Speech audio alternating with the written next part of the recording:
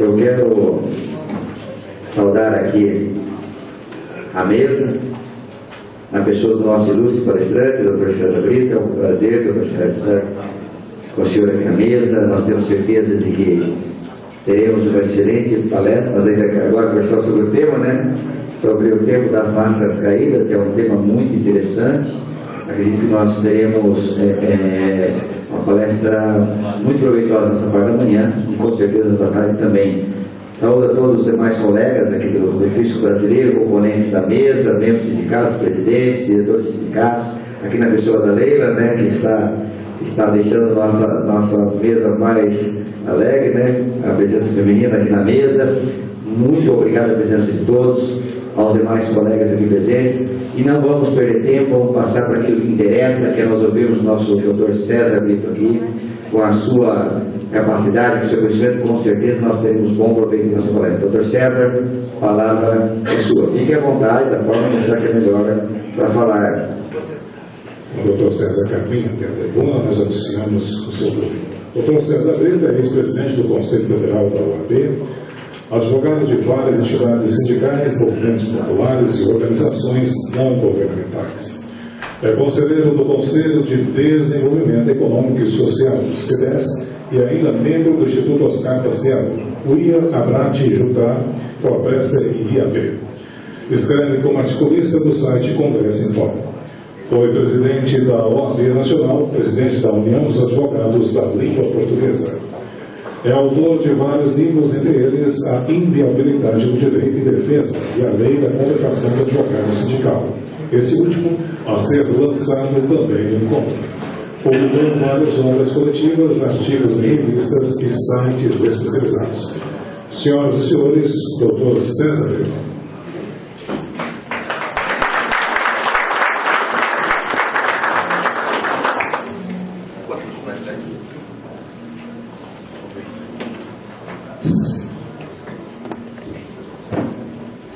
Meu querido presidente, Leomar, que nos preside, junto com os componentes da mesa, meus queridos Flávio e Nil, que presidem a Ordem dos Advogados do Brasil, de ontem, que hoje e de sempre, porque quem passa por aquela cadeira, que é a presidência da sociedade civil, nunca deixará e sempre levará a mensagem da cidadania para todos.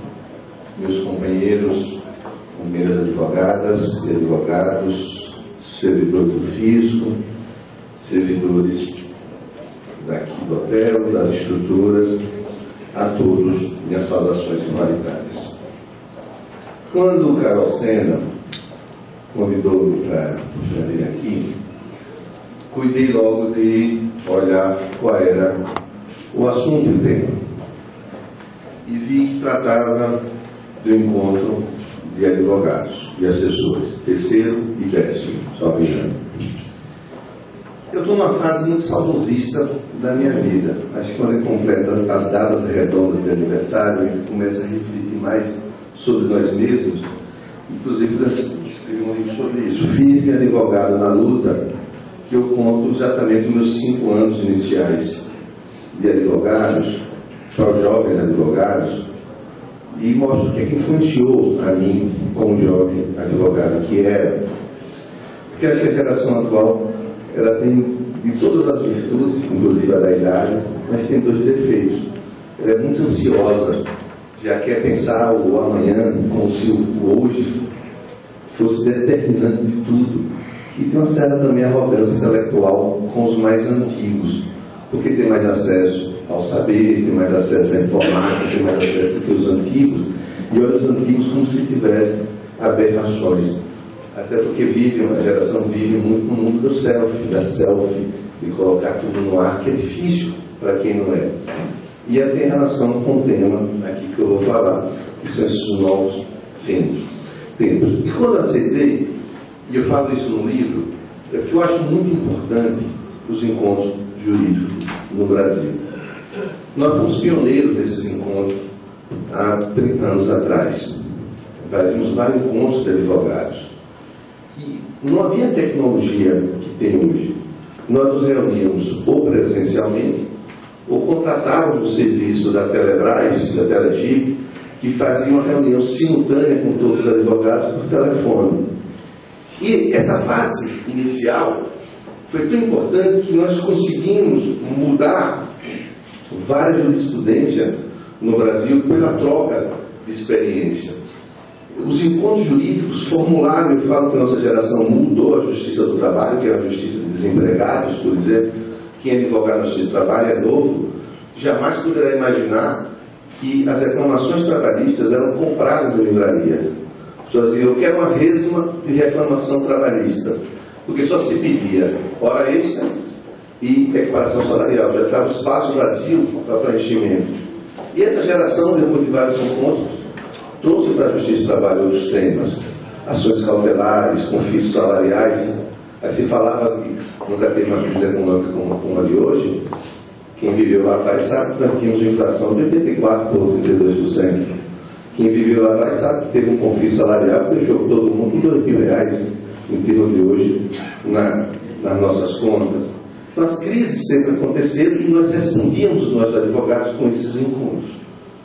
Hoje, que a tecnologia favorece esse encontro, começa a ter uma dispersão dos advogados muito grande. Os tribunais, para resolver as crises do processo, trouxeram várias decisões de concentração das decisões nos tribunais. Repercussão geral no Supremo Tribunal Federal, a redução de relevância no Supremo Tribunal Federal, a repercussão geral no STJ e as concentrações no TST. Você concentra as decisões nos tribunais superiores, o que significa que as pessoas deveriam estar mais concentradas, os advogados, com a decisão em si da vida de todos. E nós nos dispersamos.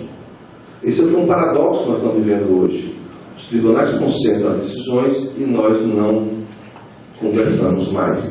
E passamos a ter um fenômeno no direito, que é muito grave, o STJ já detectou, quando estava no CNJ, é de que vários advogados ficaram na comodidade de copiar e colar.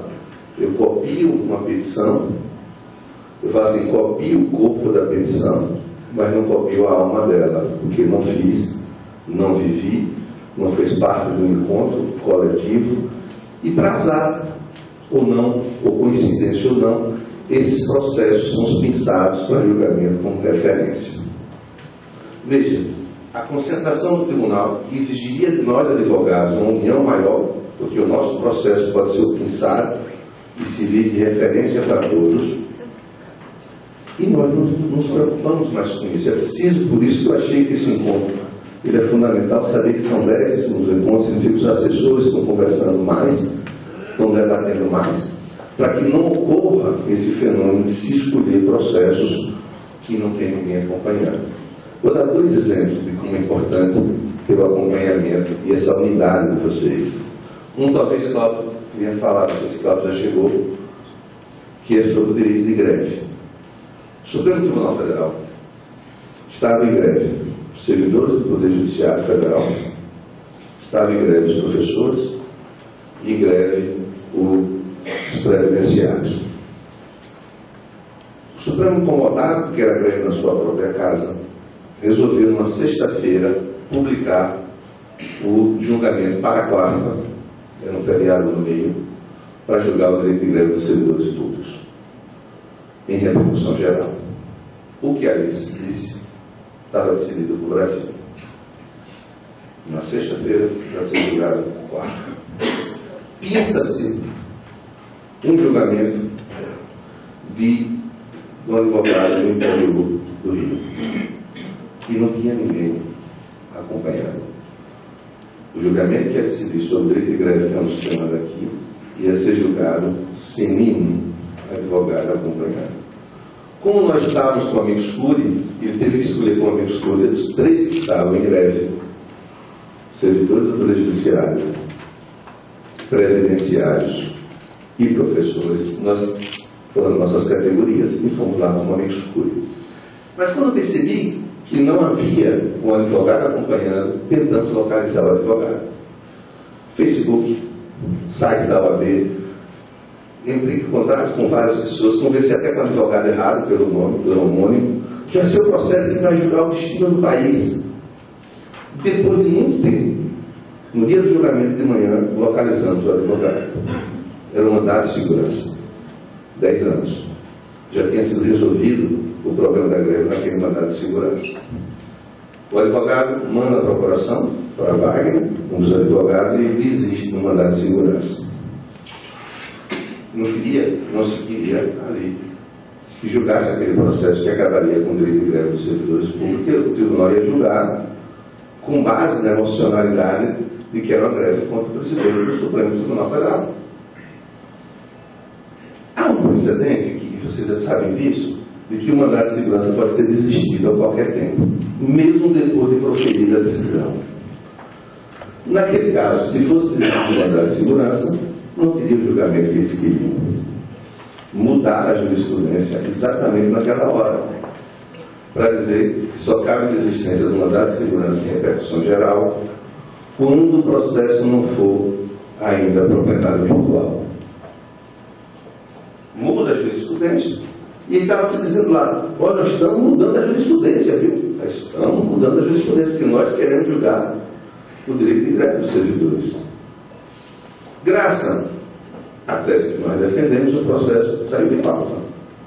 Nós dizíamos, naquela época, acho que Cláudio vai falar sobre isso, de que não pode o algoz, que é o Estado, ele tem o poder de negociar e decidir os cortes do ponto e decidir se a greve é abusiva. É preciso, no servidor público, ter um órgão intermediário, como tem nas greves dos servidores privados. Tirar o processo de pauta para que averiguasse como é que deve se comportar o Estado no direito de greve. Mas ali estava se pensando em acabar o direito de greve, com um processo que não tinha advogado acompanhando. Mesma coisa na maior causa que a Petrobras tem agora enfrentado, que é a RMNR. Quando o processo foi para o pleno do TST, quem era o advogado que eles escolheram? Era o advogado do interior do Amazonas. Tivemos que localizar quem era esse advogado, ele veio, fez uma sustentação oral, mas não estava acompanhando. Faço essa introdução para mostrar como esse encontro é extremamente importante, para que nós possamos compartilhar, sem egoísmo e com socialismo de intenções, todas as teses que estão em debate. Esquecemos um pouco das nossas vaidades como advogados, como intelectuais que somos, para compreender que o todo é que constrói a luta. Todas as opiniões, nenhuma melhor do que a outra, até porque na teoria de Ockham, na navalha de Ockham, quando o problema comporta diversas soluções, a certa é a mais simples. Então, quando você reúne vários advogados, as soluções saem. E é por isso que eu queria dizer que é com muito orgulho que eu aceitei esse encontro, saber que aqui se reúne, com a presença de 2 presidentes excepcionais, a advocacia brasileira do ofício, procurando melhor defender os servidores. E eu acho que o encontro de amanhã vai debater muito mais nessa parte da organização. E em termos mesmo que nos organizar, revezar, criar essas fontes, criar essa rede, para que as defesas sejam melhor executadas. Porque as pessoas perguntam, mas antes nós ganhávamos todas as ações. A categoria, de certa forma, viciou muito em ação judicial. Isso não é só de você, não, no Brasil todo. Nós ganhávamos muitas ações judiciais. E aí, de certa forma, nós transformamos a luta política, que era fundamental, na luta jurídica. E transferimos a responsabilidade para os advogados. E hoje não é mais assim, por várias razões. Uma delas é que o Estado também melhorou sua defesa. O Estado compreendeu que a defesa é importante. E em vários concursos para advogados da Advocacia da União, para as procuradorias, começaram também a equilibrar o jogo da defesa. E mais ainda, e a defesa denunciada, o AB denunciou, o Conselho Nacional de Justiça não acatou e ele tem que existir. No julgamento, o Estado tem cedido assessores para os juízes. No STJ, parte dos seus assessores são advogados da União. que é gravíssimo. Eles preparam a defesa e auxiliam no julgamento. Então, a dificuldade hoje para que nós nos defendermos nas ações judiciais é muito grande. Além de uma outra que eu vou falar, que é a forma de acesso à magistratura. Quem acessa nesse mundo de massa caída ao cargo de magistrados e membros do Ministério Público.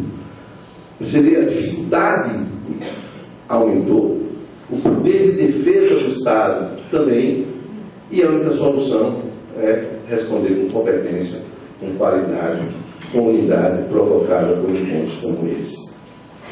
Alguém perguntou, antes de vir para cá, por que eu escolhi a expressão máscaras caídas? Será que eu vou falar da situação atual? Do governo atual? O governo temporário, dois ministros super temporários, passaram numa velocidade que ninguém sabe, numa eternidade que ninguém percebeu. Será que é isso? Também isso. Mas não sei se vocês olharam hoje de manhã, quando acordaram, de todos os jornais, eles falavam de dois índices brasileiro e mundial sobre o tráfico de pessoa humana, sobre as pessoas que são submetidas ao trabalho análogo escravo. Vocês viram? Mais de 30 milhões de cidadãos vítimas de trabalho escravo. 106 mil brasileiros vítimas de trabalho escravo. No Brasil, no Suriname, brasileiros são ainda aprisionados com marca de ferro de propriedade. Essa é a primeira discussão sobre que tempos são esses. 2016, terceiro milênio, e pessoas são vítimas de trabalho escravo. Que tempos são esses em que uma jovem é estuprada? Aliás, estupro parece ser normalidade para muitas pessoas em relação às mulheres, mas que tempos são esses que as pessoas que cometem uma barbaridade como essa põem na internet para se vangloriar? Põem na internet para se vangloriar de um crime que é compartilhado sadicamente por outros, que não estavam lá no estupro físico, mas estavam no estupro moral de que mulher tem que ser livre culpada de todas as coisas. Que tempos são esses? Eu sou advogado, por exemplo, de Maria do Rosário, no processo que ela promoveu contra Bolsonaro. Porque Bolsonaro disse que não estupraria porque ela não merece. Que ela, Bolsonaro, na sua normalidade, diga isso, já que é um sujeito normal para 8% da população, diga isso, mas mulheres chegaram para mim dizendo que eu não devia defender Maria do Rosário. Mulheres, que tempos são esses? Que tempos são esses em que bombas destroem a Síria, bombas destroem a Líbia, na hora que estão defendendo a população civil, vítima de um ditador, e eram ditadores, mas bombas destroem toda aquela estrutura de vida das pessoas, matam cidadãos, matam crianças, e as pessoas que fogem dessas bombas tidas cidadãs não são acolhidas pelos estados que jogam as bombas, deixam morrer. Em que as pessoas assumem, e ministro como o da Inglaterra diz assim: se não tratar os imigrantes, não colocar de fora, saem da zona europeia. Que tempos são esses? Que esse discurso quase fez o presidente da Áustria, com um discurso ultradireita assumido. Que tempos são esses em que o Congresso Nacional, quando se diz aqui que nós temos 102 mil pessoas trabalhando na condição de escravo, muda na CCJ a legislação para ampliar, minorar ou reduzir os casos tidos como trabalho escravo, porque no Brasil trabalho escravo, segundo adotando a ótica da OIT, trabalho escravo é dívida, prisão por dívida, impedimento de locomoção, mas tem dois outros requisitos que a OIT, que o Brasil abraça, ou a legislação internacional, trabalho degradante e jornada extenuante. Estão retirando esses dois requisitos. Porque, como eu vi de um ministro do Supremo Tribunal Federal, no julgamento de trabalho escravo, ele disse assim: não pode ser considerado trabalho escravo quando o trabalho reproduz a condição degradante que ele tem na sua vida pessoal. Se ele não tem água potável na sua casa, ele vai dizer que é degradante se não tem água potável no seu trabalho. Se ele dorme no chão, não é trabalho escravo se no emprego dele também dorme no chão. É como se as pessoas não tivessem lido a Constituição. Ninguém trabalha para continuar pobre, ninguém trabalha para continuar miserável. Trabalha para sair, como diz a Constituição, da sua condição de miserável, porque o trabalho é dignidade. Ou como dizia Gonzaguinha, como sem trabalho, o homem não tem honra. E sem sua honra, se morre, se mata, não dá para ser feliz. Trabalho é felicidade, não é degradação. Mas que tempos são esses? Em que se debate no Congresso Nacional a possibilidade de ampliação do trabalho escravo. Nós estamos acompanhando uma crise política e criminal muito forte. A Lava Jato tem revelado para o Brasil e para o mundo que havia um grupo empresarial chamado O Clube que fraudava todas as licitações da Petrobras. Todas as licitações da Petrobras. Todas as licitações estaduais e municipais, porque o clube, só o louco acha que o clube só fraudava a federal. O mesmo clube que discutia quem ganhava, quanto ganhava e como ganhava. Esse clube está preso. E esse clube financiava todas as campanhas eleitorais viáveis no Brasil. Todas, sem exceção. Eu presidi a comissão da organização da reforma política no mandato passado. Ingressamos no Supremo Tribunal com uma ação para que retirasse o financiamento eleitoral. Que dizia que era o financiamento econômico. A empresa não é povo, a empresa não foi convidada para o banquete eleitoral. A empresa visa lucro. Quando ele ingressa com ajuda eleitoral, ele está fazendo financiamento econômico. Dizíamos isso. Apresentamos uma lei de iniciativa popular nesse sentido. Quem podia imaginar, nesses tempos de escândalo, que o Congresso Nacional, a Câmara dos Deputados, tivesse maioria absoluta de emenda constitucional para colocar na Constituição o financiamento empresarial que é um caminho, em pleno escândalo da Lava Jato? Quem poderia imaginar nesses tempos?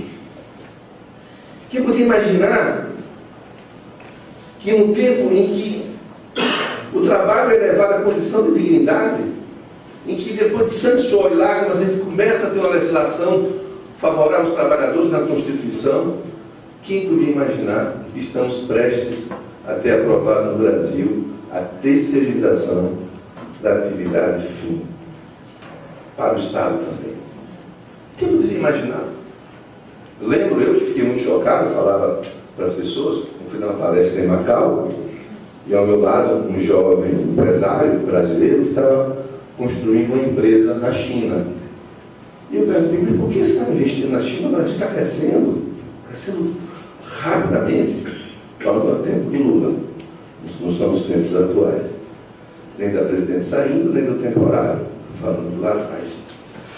Aí, perguntei, por que você está investindo lá? A resposta dele: porque na China não tem justiça do trabalho. Porque na China, o funcionário meu acabou de morrer e já botei o chinês no lugar. Não há direito social. E esse país passa a ser o nosso paradigma de competitividade nesses tempos, em que o foco é a preservação da empresa e não da pessoa humana que dá lucro à empresa. Mudou-se os focos. Que tempos são esses? Então, que tempos são esses em que as pessoas julgam uma a outra? O senhor colocou bem isso, que a intolerância passa a ser a nossa regra de relacionamento. Famílias brigam entre si no WhatsApp. Amigos, colegas brigam entre si porque não concordam com as ideias um do outro. Que tempos são esses? A gente passa até a aceitar regras que nós jamais poderíamos imaginar aceitar, até nós advogados, quando, por exemplo, um investigado é alguém que eu não gosto. Se eu não gosto, pode tudo para prendê-lo. Se eu não gosto dele, as regras da civilidade do direito não tem mais importância. Esses são os tempos que nós estamos vivendo. Lembro-me de uma lição que me marcou profundamente, que é de Sobral Pinto, quando defendeu Prestes preso na era Vargas, na ditadura Vargas.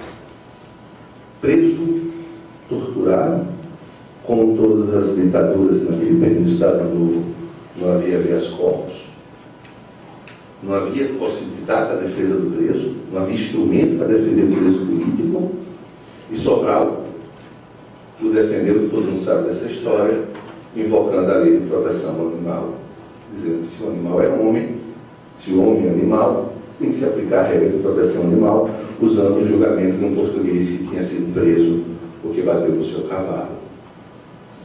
Essa defesa teve repercussão mundial. E aí perguntaram a Sobral: Sobral, o senhor, um católico, apostólico, romano, praticante, devotado, como ele era devotado a Deus e a Igreja Católica, defendendo um comunista, um ateu, que prega contra a religião? E Sobral disse à época: eu rejeito o comunismo, luto contra o comunismo, mas amo os comunistas porque amo a pessoa humana. Hoje, nesse tempo, não é mais assim. Nesse tempo, eu aceito prova ilícita se eu não gosto do investigado. Nesse tempo, eu acho normal a condução coercitiva de testemunha que não se recusa a depor, com a imprensa acompanhando, desmoralizando-a publicamente, quando não gosto do acusado. Nesse tempo, eu trago de volta, e acho normal, o método que a aquisição usou no passado para obter a delação dos crimes. Você sabe como era que a aquisição chegava no passado? Ela chegava na cidade e avisava que ia chegar o inquisitor. E dizia: vocês têm 30 dias para confessar seus crimes ou denunciar os criminosos, os hereges da sua cidade. As pessoas, para não serem denunciadas, denunciavam seus inimigos. E a denúncia significava prisão, tortura e perda dos bens. E desmoralização. A expressão culpa no cartório vem da culpa publicada nas portas das igrejas, no que é dos santos ofícios. Tem culpa no cartório. Acabou. Porque a condenação moral, a condenação midiática, nós advogados sabemos disso, não admite revisão nem ação rescisória. Ela incorpora na vida das pessoas para sempre.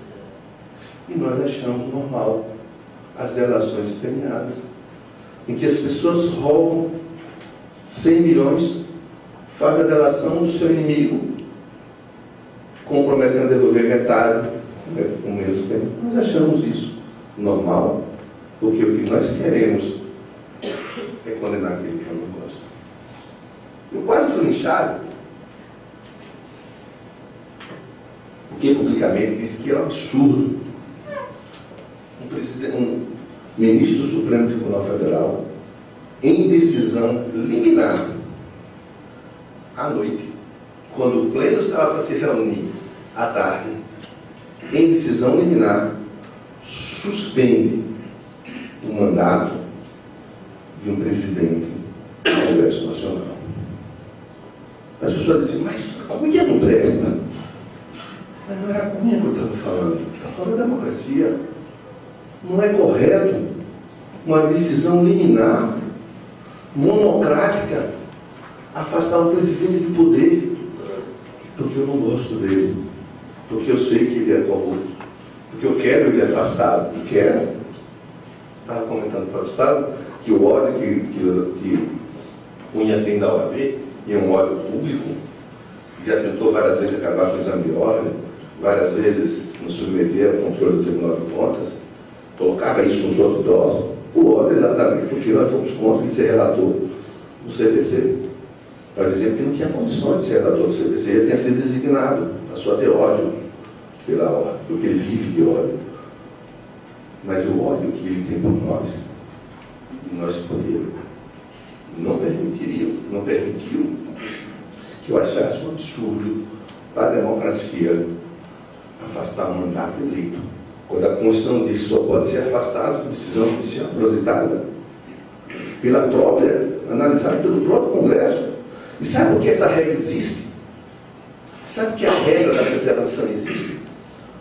Porque a Constituição de 88 quis revogar a lógica autoritária em que se tentou caçar vários deputados, se caçou vários deputados da ditadura militar.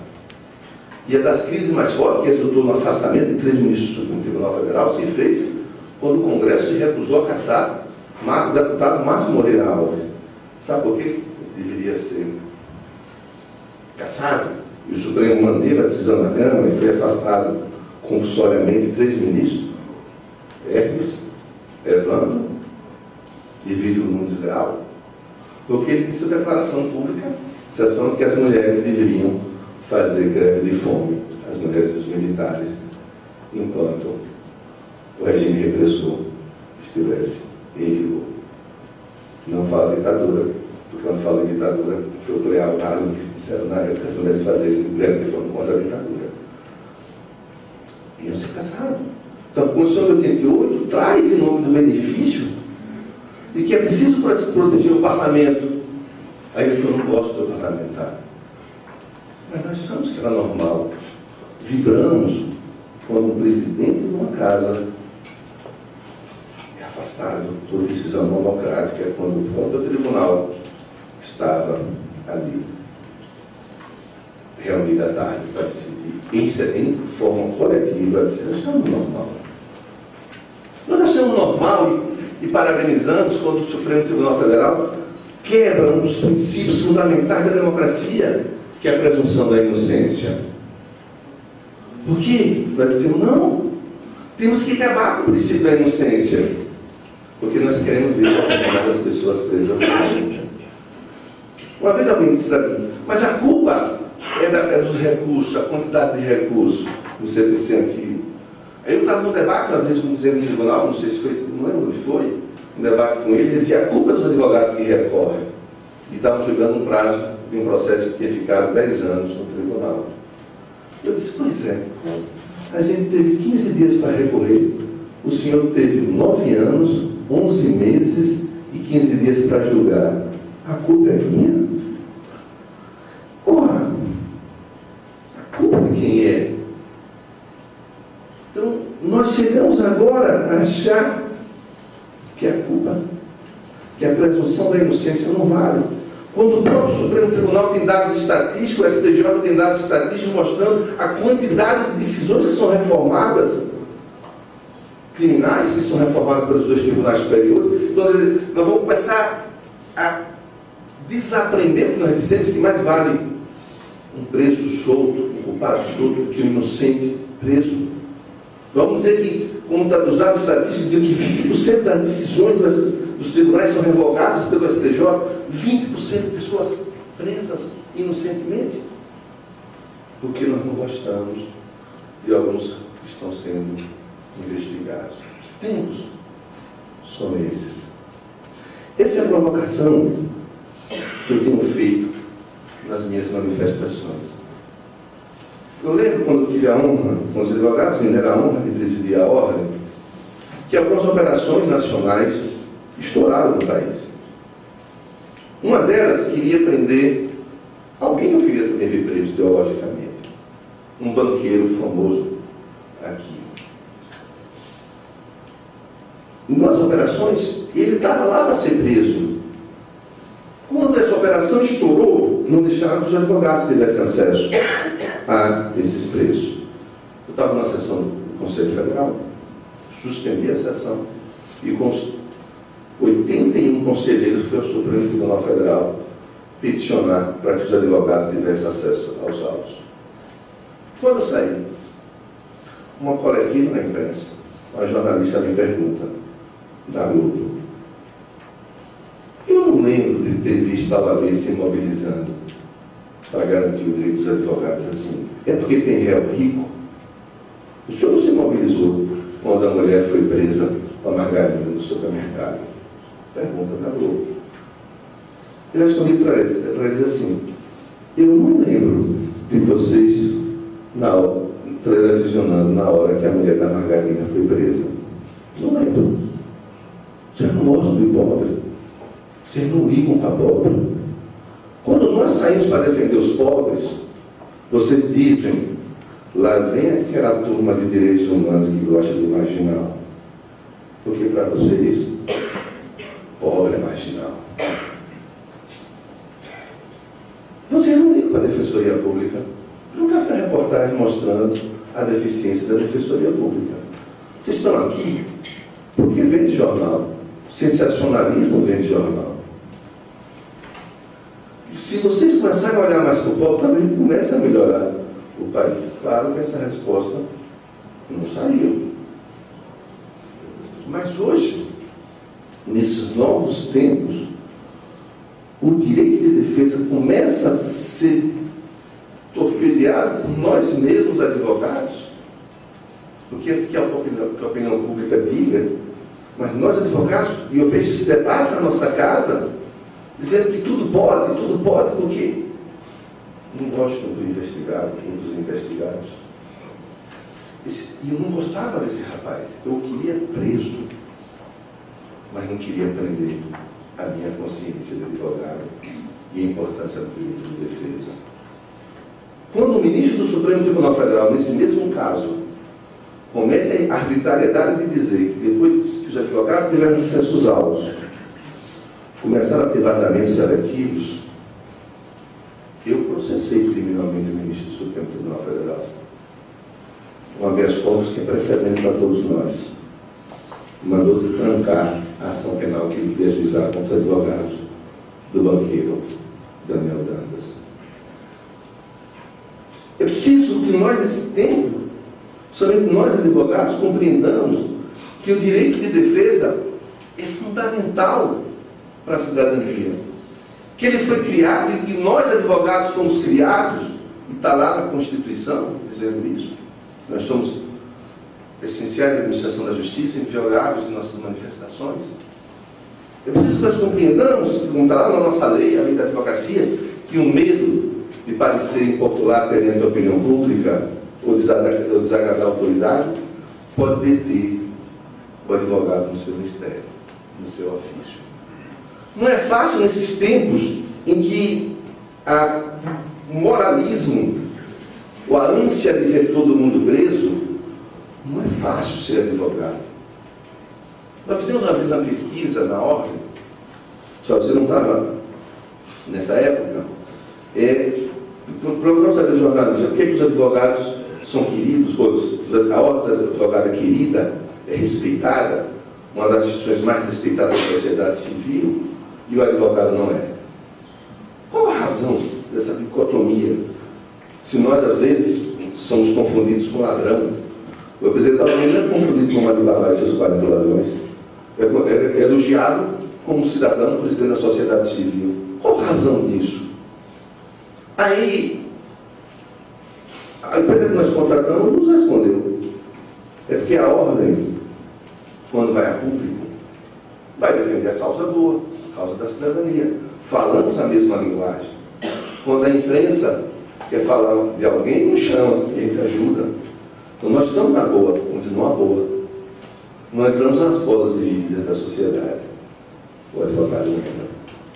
Na hora que Bruno, Daniel Dantas, na hora que Suzana começa a ser massacrada, na hora que os presidentes ou ex-presidentes são presos, o advogado que lá fazer a defesa. As pessoas confundem a tese com o advogado. E o advogado compreende isso, mas não tem medo disso, porque nasceu para ser isso. Na época, a solução que nós fizemos foi uma campanha nacional, dizendo mais ou menos assim, casos verídicos. Nós pegávamos um caso de um senhor que disse assim, eu fui preso, ninguém acreditou em mim, ninguém acreditou que eu era inocente. Fui processado, 10 anos de prisão. Numa das brigas internas, eu fiquei cego. Ninguém queria saber de mim, nem minha família. Um dia, um advogado me escutou, ingressou com ação judicial e eu fiquei livre. Nada recupera o tempo perdido, mas um advogado me ajudou a recuperar a dignidade. Era meu nome, é João, processo número tal. E fizemos isso na Justiça do Trabalho, com as pessoas que foram demitidas, acusadas de improbidade e provaram a inocência.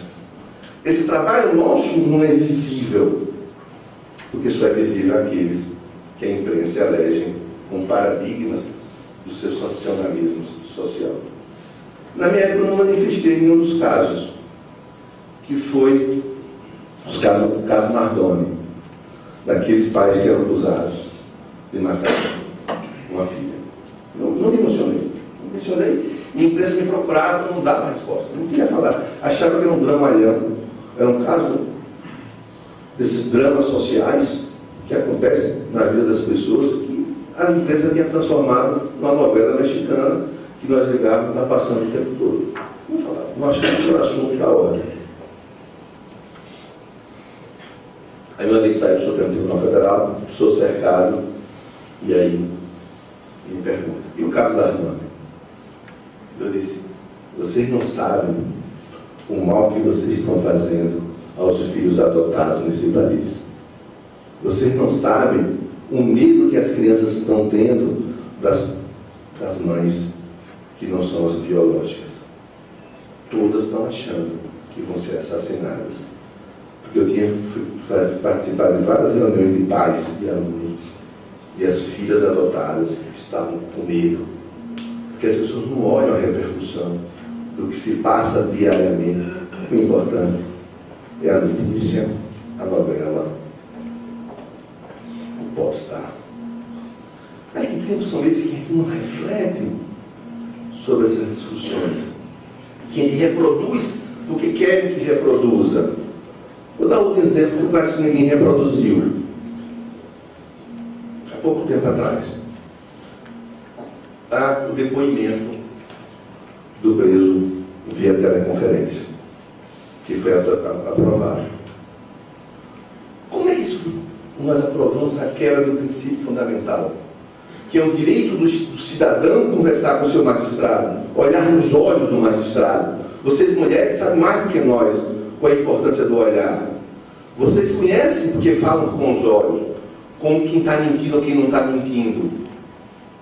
Por isso que existe o interrogatório, sem a presença do advogado, sem a presença do Ministério Público. É o Estado olhando para quem vai ser julgado. Olha nos olhos, sem ninguém. Porque as pessoas têm o direito até de conversar com o rei. Com o juiz é o braço do rei, alguns é o próprio rei, ou o próprio Deus.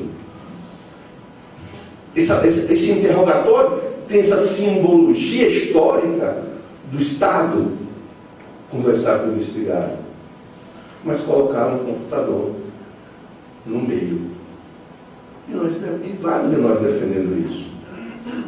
Porque a Rede Globo colocaram Fernandinho Beiramar no avião, sendo entrevistado pelo Brasil, dizia, está vendo? Fernandinho Beiramar sendo interrogado lá em Fortaleza, gastando 200 mil de segurança de avião, com risco de fuga. Vão colocar ele com teleconferência e tudo. É verdade. É verdade. Quebramos o princípio fundamental por causa de Fernandinho Beiramar. Você imagina na ditadura militar, falava isso do presidente do Congresso, Argentinaglia. Você imagina na ditadura militar, um preso torturado na sua sala e o juiz, uma cidade lá depois, e os torturadores em volta. E o juiz pergunta, você cometeu esse crime? Fica olhando os torturadores dele e dizer, claro. Sabe quantos presos assumem os crimes dos outros no Brasil? Quantos presos são laranja de crime no Brasil? Com a cumplicidade de vários policiais que são responsáveis pelo cuidado. Mas nós quebramos esse princípio fundamental. Aí quando a doutora me perguntar, numa entrevista coletiva, o que você acha sobre isso? Eu disse, eu acho que tem uma solução mais simples, que é que eu falo na vara pior, que quando tem um problema com perda de várias soluções, a certa é mais simples. Eu digo, não é mais fácil o juiz sair do lugarzinho dele e fazer o interrogatório de Fernandinho Beiramar no sistema prisional? Criar salas nos presídios? Eu não quero um princípio fundamental. O juiz sai do lugar dele e vai de quebra conhecer o sistema carcerário brasileiro. Não é mais simples. Conhecer as coisas, sair do da sacra ambiência do fórum para conhecer a realidade das ruas. Não precisa quebrar um princípio fundamental. Mas a gente reproduz sem pensar nesses tempos, porque as coisas são passadas para nós sem imaginarmos como de fato são. Quem podia imaginar nesse tempo que o Flávio mostrou aqui, e todo mundo está vivendo isso, em que o Poder Judiciário reduz, por falta de verba, a sua participação na estrutura da justiça de trabalho, houve um corte, que os funcionários estão sendo devolvidos, a justiça está funcionando em determinado horário para economizar energia. Mas, ao mesmo tempo, os juízes que têm a maior remuneração no Brasil recebem Bolsa Moradia, com decisões deles judiciais. Bolsa Moradia, quando há um casal, os dois recebem a Bolsa Moradia para a mesma moradia que já tem. Todo mundo acha normal. Em alguns estados, pagando o retroativo sem precatório, sem prescrição, coisa que para nós, servidores públicos, precisamos de precatório depois de 30 anos de demanda, com recursos protelatórios. Recebe-se em alguns estados, sem prescrição, 10 anos de retroativo, com juros de mora, como se da justiça tivesse o processo. E todo mundo acha normal. E faltando verba para o Poder Judiciário. Quando eu falo desses tempos de máscaras caídas, todo mundo fala, então, mas estou falando de pessimismo. Estou falando de algo que vai deixar todo mundo arrasado. Não. Eu sou uma das pessoas mais otimistas com esse tempo. Eu sou uma pessoa que acredita que esse tempo é um tempo pré-revolucionário das nossas vidas. Porque quando a civilidade cai nas nossas relações, a civilidade caiu. Por isso as inimizades, por isso todo mundo está brigando com todo mundo. Numa lógica que todo mundo deve ter escutado aqui, que nem todo mundo participa disso. Eu sou assim porque eu falo a verdade. Eu não escondo o que eu penso. Eu digo o que eu penso para as pessoas. Se eu não gosto dela, eu digo, eu não gosto de você. Se eu no WhatsApp eu boto as coisas que não prestam com você, que eu falo a verdade. Quando alguém me diz isso, eu sempre respondo assim: Hitler também falava a verdade. Hitler disse que ia matar judeus, matou. Disse que ia matar comunista, matou. Disse que ia invadir países e escravizar pessoas, fez. Ele não mentiu. Ele falava a verdade. Falar a verdade não é a solução para essas questões, porque cada um tem a sua própria verdade, cada um tem o seu próprio acreditar. Eram as regras de civilidade que nos mantinham aceitando um ao outro, porque são regras que nós criamos com o suor do tempo, com o cimento da história. Nós criamos essas regras de convivência, estamos mediando essas regras. Mas por que eu sou otimista, então? É porque nós estamos vivendo esse momento especial que as pessoas se revelam efetivamente como elas são. Sem máscaras. Os homofóbicos se assumem homofóbicos. Os preconceituosos se assumem preconceituosos. Os resistentes se apresentam como resistentes. Os lutadores se apresentam como lutadores. Sem disfarce. E quando eu conheço as pessoas sem as máscaras, como efetivamente elas são, eu sei quem é meu adversário. Eu sei quem é meu amigo. Eu passo a saber quem é. Não preciso mais de alguém me dar um batenão. Meu amigão. Não preciso mais. Eu não preciso mais de abraço de urso. Eu sei quem é o urso. Esse é um tempo de aproximação mais de pessoas. É um tempo de reaproximação de ideias, de recomposição de valores. É um tempo diferente. Escrevi um livro sobre as mulheres que Deus escolheu. Uma peça de teatro que eu fiz. E eu falo na introdução o que me levou a escrever. Porque eu sou feminista, assumido. E não confundo feminismo com feminino. Sou feminina, não sou feminina, sou feminista. E em cima de uma reflexão lá atrás que eu vejo reproduzir muito no hoje. Lembro-me que eu era do movimento estudantil, terminei uma reunião estudantil, homens e mulheres, entra uma garota de programa no bar. E aí, conheci um dos nossos colegas, ela é chamada, e se propõe uma vaquinha para sair com ela, um sorteio, uma garota de programa. Fui eu o sorteado. Disse, naquele momento, tinha 17 anos de idade, que mulher é mercadoria para ser comprada, ainda mais vigorada. As pessoas me conheciam e disseram, não, foi uma brincadeira, uma pegadinha para você, e o assunto morreu ali, como se pegadinha fosse. 3 dias depois, estou na escola, chega um colega minha, César, saí numa rodada de amigas e estão dizendo que você é gay. Gay não, porque gay foi da mulher, que você é viado. Você é viado, viu eu? Por quê? Porque se você recusou a sair com uma menina bonita, paga.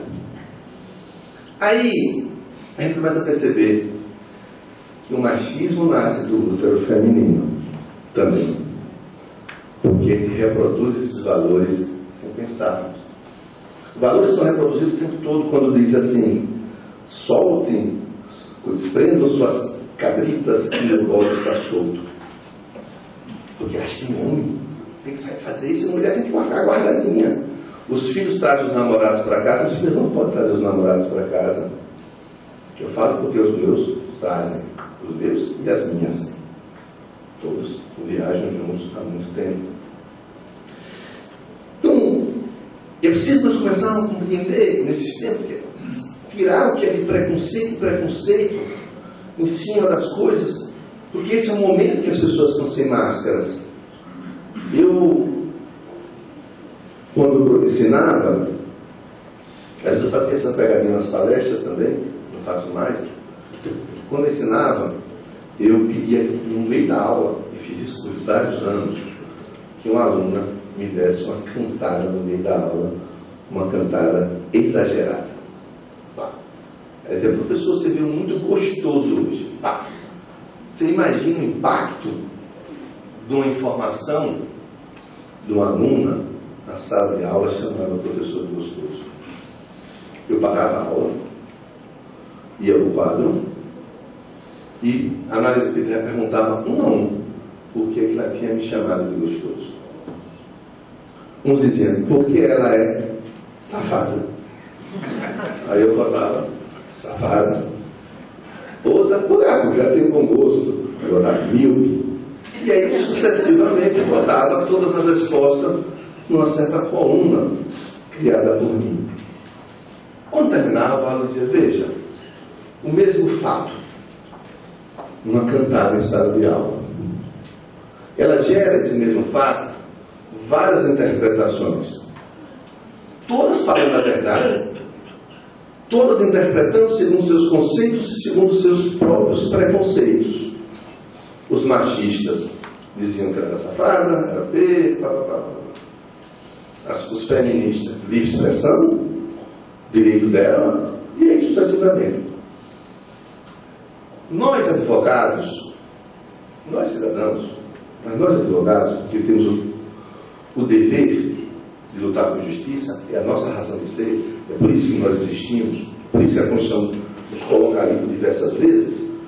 Nós advogados temos que começar a compreender, na hora de julgar, na hora de buscar justiça, retirar o que é conceito e preconceito sobre as coisas. Mas, sobretudo, e eu falava isso na sala de aula, eu pedia que a aluna se levantasse e mostrasse o bilhete que eu tinha pedido para ela, que eu tinha pedido para uma cantada. Eu dizia, veja, vocês conhecem a sua amiga, anos conhecem. Nunca ela fez isso com ninguém. Ninguém parou para pensar no absurdo de uma colega que vocês conhecem me dar uma cantada. Ninguém achou isso estranho. E nunca ninguém achou estranho na sala de aula. Ninguém achou estranho que alguém do nada, geralmente pedia para as pessoas mais tímidas, fizesse uma cantada absurda numa sala. Porque os conceitos e os preconceitos foram muito mais rápidos do que a investigação, do que procurar saber a verdade, do que de fato aconteceu. É esses os tempos que nós estamos vivendo. E eu sou muito esperançoso sobre ele. Porque é hora de nós investigarmos melhor o que está acontecendo. Irmos a fundo, não ser vendido, não achar que a reprodução do que já é produzido seja normal. Isso é um dos males que está acontecendo no Brasil, que está mudando o Supremo Tribunal Federal, que fica julgando com base na opinião publicada, e não mais criado para ser efetivamente o Supremo Tribunal é um órgão de busca por justiça.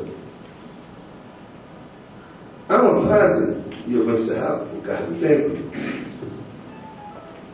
que eu digo aqui no livro, uma frase que eu gosto muito, eu tenho repetido muito ela nos lugares que eu vou. Harriet Tubman. Harriet Tubman foi a primeira mulher negra no mundo a comandar um pilotão de lutas. Ela comandava um pilotão de homens na Guerra da Secessão, em que se buscava a liberdade dos escravos. A liberdade dos escravos, quem assistiu aqui a Abraham Lincoln? Alguém assistiu o filme Abraham Lincoln? Que foi conquistada graças ao mensalão do Abraham Lincoln.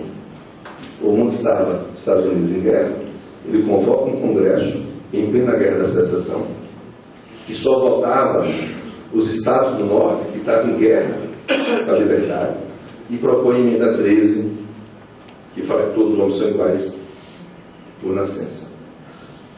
E ele teve que dar 2 empregos para mudar o voto para aprovar a emenda que dizia que todos os homens eram livres.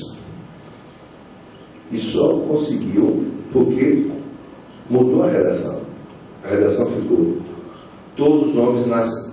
Os homens são livres nos termos da lei, e não todos os homens são livres por nascença. E aí a emenda que passa, todos são livres nos termos da lei. É por isso que a lei que iguala pode desigualar. E nos Estados Unidos a desigualdade era legal e só veio a cair com Martin Luther King na campanha civilista nos anos 60. Negros não podiam sentar em ônibus, negros não podiam entrar na escola, porque a lei poderia desigualar. Pois bem, Harriet Tubman, essa mulher negra congressista, que vai dar o rosto emprestado agora para o papel na moeda de $20 dos Estados Unidos, mostrando a importância dela para a história. Ela tem uma frase que eu gosto muito.